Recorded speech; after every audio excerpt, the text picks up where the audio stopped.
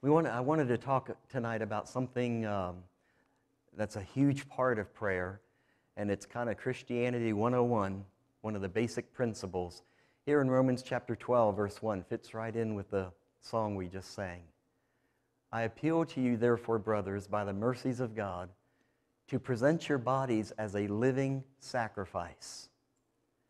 Not a sacrifice that's dead and that's bled out and now being offered on the altar, but a sacrifice that is alive and moving and breathing and talking and interacting with this world every day. Present your bodies as a living sacrifice. It must be holy and acceptable to God, and I'm going to keep on going so we don't get off on that, which is your spiritual worship.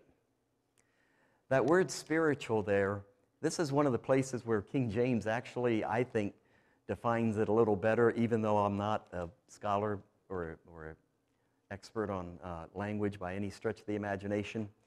But you'll see there, that word spiritual in the Greek, when you look it up, actually means reasonable. This is your reasonable service. But it does have that aspect, which is where I think a lot of translators pull spiritual worship into it. It has that aspect of being divinely reasonable. And I liked what one commentator said that I was reading this afternoon. He said it really means this. It makes sense to God that you give your body as a living sacrifice. It's reasonable to God. It doesn't always make sense to us, but in light of all that God has done for us, God thinks it's only right that you give your life back to Him as a living sacrifice.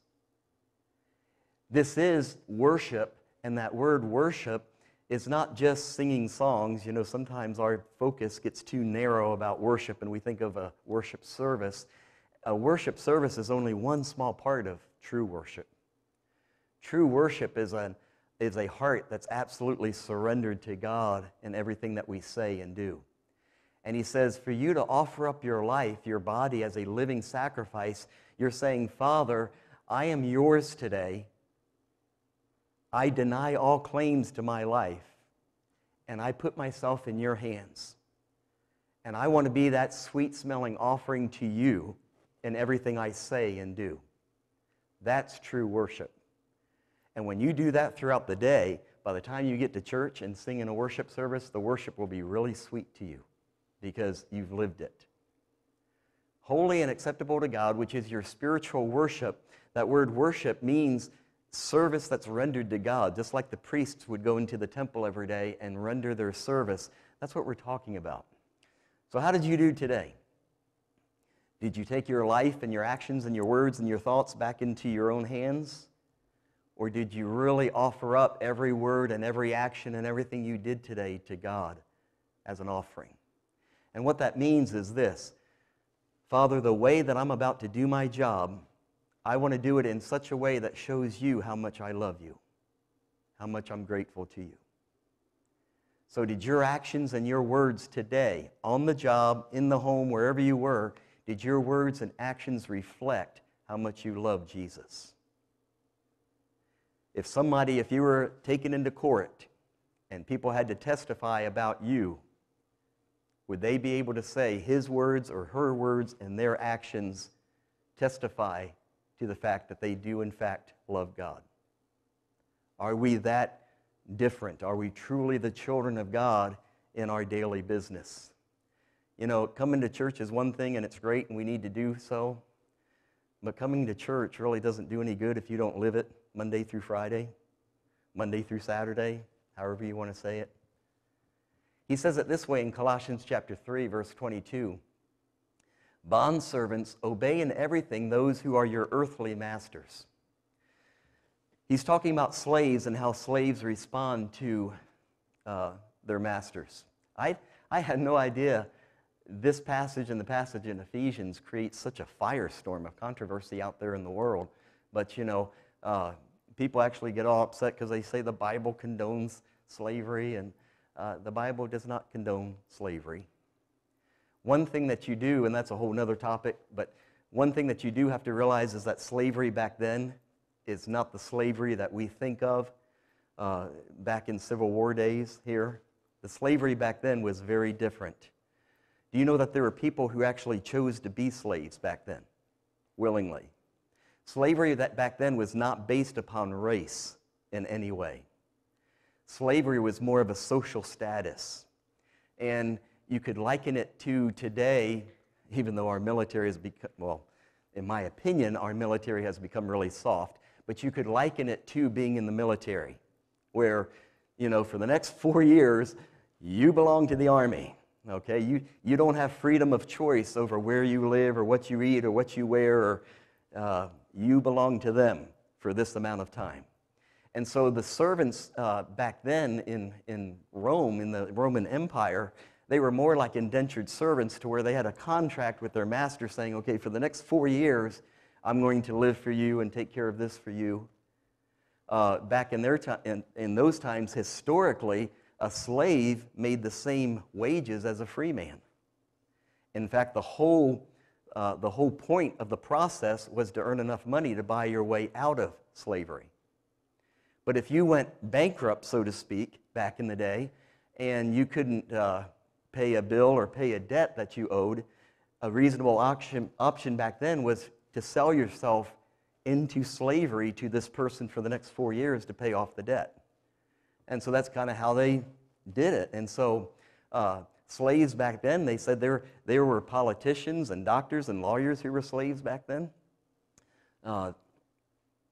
There was no segregation. You weren't segregated from the rest of society. You could come and go.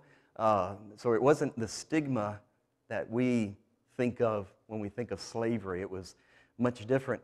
Back in Rome, they had laws where if your master abused you, you could take him to court and sue him. So there was a lot of protection for bondservants back then. And so he's saying here, bondservants, obey in everything those who are your earthly masters, not by way of eye service as men pleasers, but with sincerity. And, you know, as human beings, we get caught up in that a bit, don't we?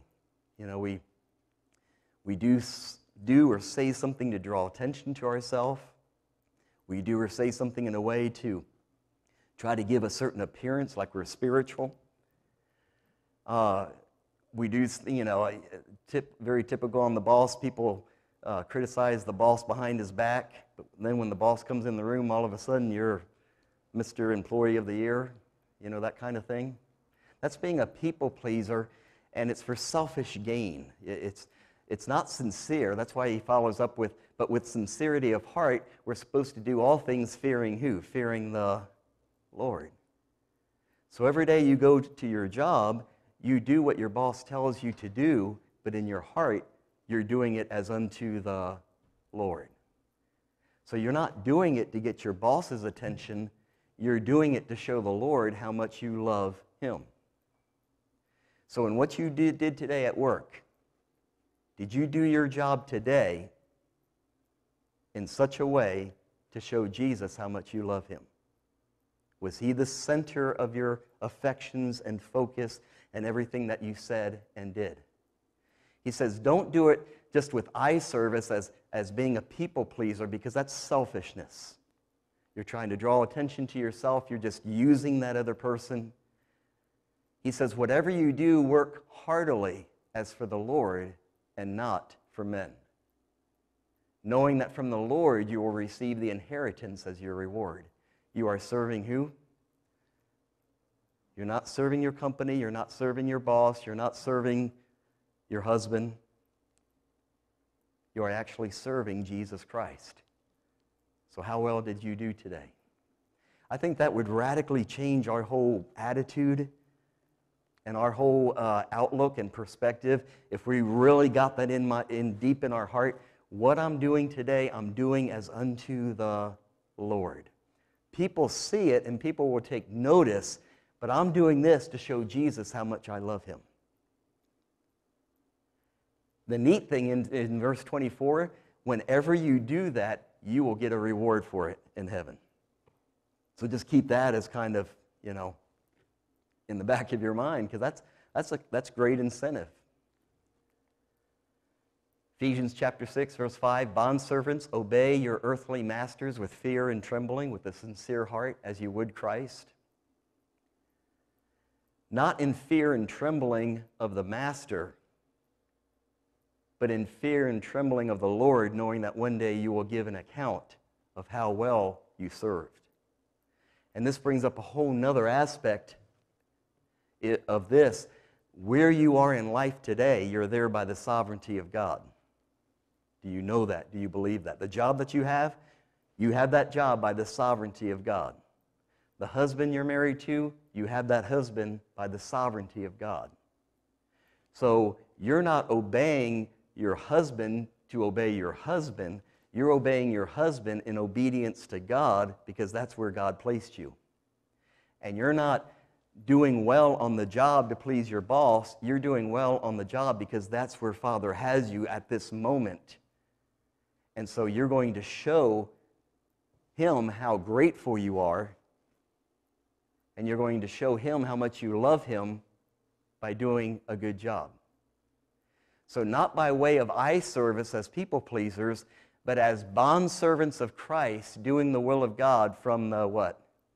From the heart. Where I am in this job, in this marriage, in this relationship, in this set of circumstances in my life, I'm right where I am because of the will and plan of God for me.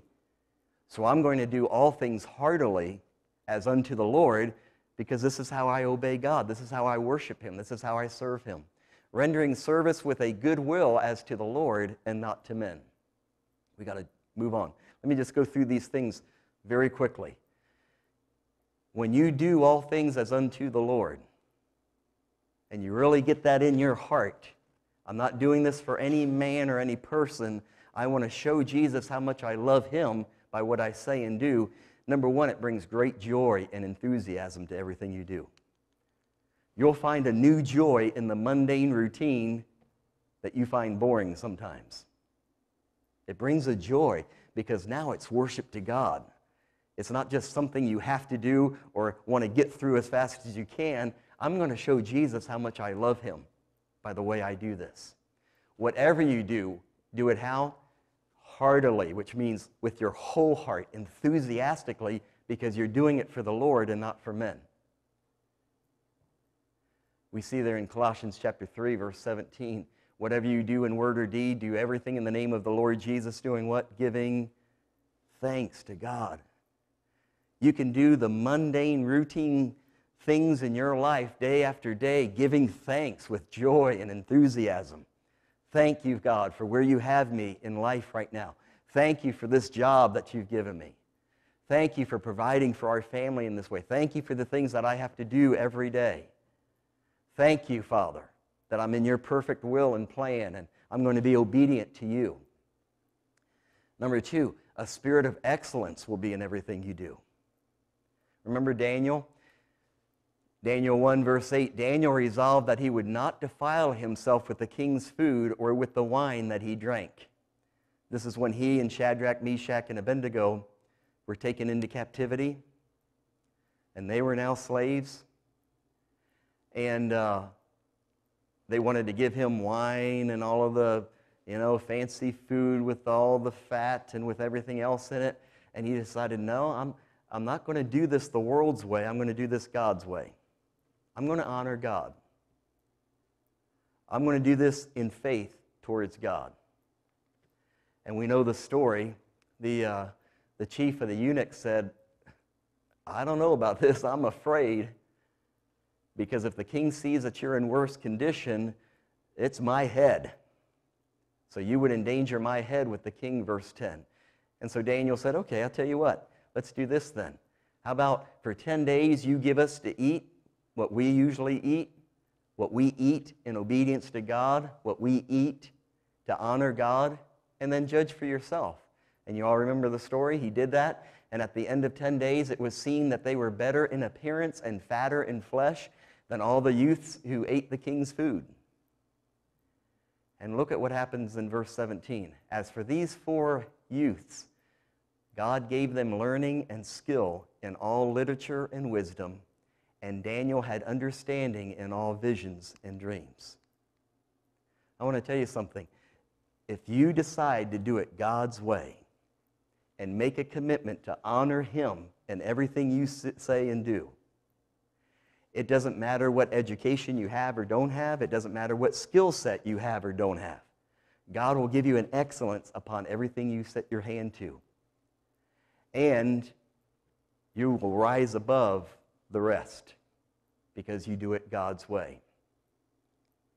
Verse 19, the king spoke with them, and among all of them none was found like these 4 men. Therefore they stood before the king. They stood before the king. Only the excellent ones came before the king in those days. And in every matter of wisdom and understanding about which the king inquired of them, he found them what? 10 times better. These are strangers. These are aliens. They were in a culture and a land that was foreign to them. And yet they were 10 times better than all the magicians and enchanters in the kingdom. Why?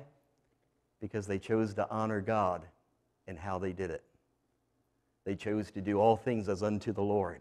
And so God gave them this spirit of excellence. It sets you free from the fear of men. When this really becomes a part of your life, and you do everything as unto the Lord, and you know that you're doing it with all of your heart to please Him, and you have that assurance that He sees what you're doing, and He receives the worship of your words and your actions, you know what starts to happen? You don't care what people think about you. We become so enslaved to people's opinions. And what did they think? And why did they look at me that way? And why did they say that? Or why did they do this? And we become so captivated, so ensnared by fear of men and people's opinion of us. We need to be set free from that. And the freedom comes as you worship the Lord in everything that you do. And then His presence satisfies you, and you no longer need the approval of men. He says in Proverbs 29:25, the fear of the Lord lays a what? A snare. Every time you turn around, every time you have to make a decision, that snare is there. Well, what will they think? Well, what will they say? It's a terrible trap, a terrible snare. But whoever trusts in the Lord is what? Is safe, which really means to be elevated. It means to be lifted above the danger. And so when you trust in the Lord, when you're doing everything you do as unto the Lord in worship to Him, you're safe from the snare because you're no longer caring and so preoccupied and obsessed with what people are thinking. All you care about is the Lord. This is worship unto you, Father. And it sets you free from being so obsessed with people's opinions. The fear of the Lord lays a snare, but whoever trusts in the Lord is what? You can be set free tonight from the fear of men's faces. You can be set free tonight. You can be safe tonight from that snare of your soul. Number 4, it sets you free from turmoil and strife to return good for evil. You know, if you work in a company or in a corporate setting, you probably have a lot of politics that go on in the office, a lot of bureaucracy, and you know, you've got to kind of kiss up to this person, and you kind of have to be part of this crowd, and then when someone does something to you that was obviously evil, boy, you want to get even, don't you? Just wait, I'm going to get that sucker back, right? And you start planning and conniving how you're going to do this. But when everything you do as unto the Lord, all of that again disappears. Because I'm going to do what's right, and I'm going to do what's good. Not because you deserve it. Not because you did good to me, and so then I'm going to scratch your back because you scratched mine. No, I'm going to do good to you because I'm doing it as unto the Lord. And it doesn't matter how mad you made me. It doesn't matter how much that hurt me. It doesn't matter whether you did to me good or bad. I'm not doing anything that I do because of you, good or bad.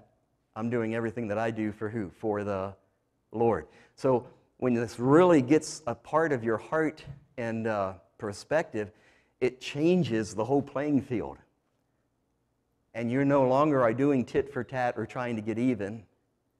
You're doing everything you do as unto the Lord. So I'm going to do right and good in the situation, not for you or anybody else, but because of Him, because I'm worshiping Him. So it sets you free from all that turmoil and strife and struggle of what happens in our life. Romans chapter 12, never avenge yourselves, but leave it to the wrath of God. Don't be overcome by evil, but overcome evil with what? With good. Romans 12:21. You can do that when you're doing it as unto the Lord. And then lastly, when you truly wait on the Lord in everything you say and do, when you truly make everything you say and do a worship to Him, Isaiah 40, verse 29 through 31 says it will activate the power of God on your behalf. Verse 29, He gives power to the faint, and to him who has no might, He increases strength. Even the young shall faint and be weary, and the young men shall fall exhausted. But they who wait for the Lord shall what? Renew their strength. When you're waiting on the Lord as a servant throughout the day, and everything you do and say and everything becomes a worship to Him, you'll find a new source of strength. You'll find a divine energy that energizes you because you're doing it for Him. You're in His presence.